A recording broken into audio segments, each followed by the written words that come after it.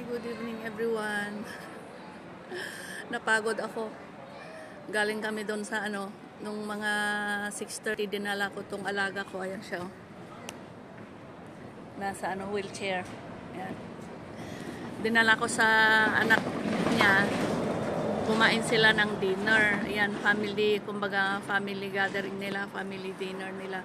Tapos lumabas ako, bumalik ako sa bahay. Tulog na lang ako doon. And then, bumalik ako nung mga 9:30 na. Tapos ito, hinihingal ako. Napagod ako kasi. At saka bago ako pumunta doon, kumain ako ng marami. Busog na busog ako kaya. Hinihingal ako sa daan. Wala akong lakas pag nabusog ako. Baliktad na, no? Pag kung kailan nabusog, tsaka naman walang lakas. Yan. Kumbaga parang 1 week ang holiday nila. Pero ngayon, meron ng sasakyan. Yan.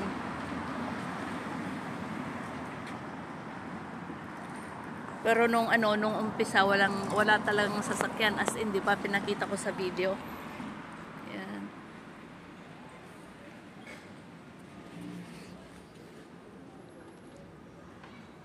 Pakita ko ang bahay dito. Yung mga apartment nila dito, puro mga lumang apartment. Pero yung pinanggalingan ko na na trabaho doon sa Tirat Carmel, doon sa Haifa noon. Mga moderno na yung mga bahay. Ang gaganda ng mga bahay noon. Dito nga, tingnan yung kalsada, bitak-bitak yung kalsada nila dito.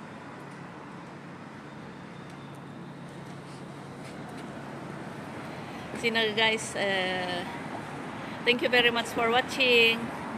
Uwi na kami ng alaga ko. Ayan, umupo lang ako dito, nagpahinga kasi hinihingal ako.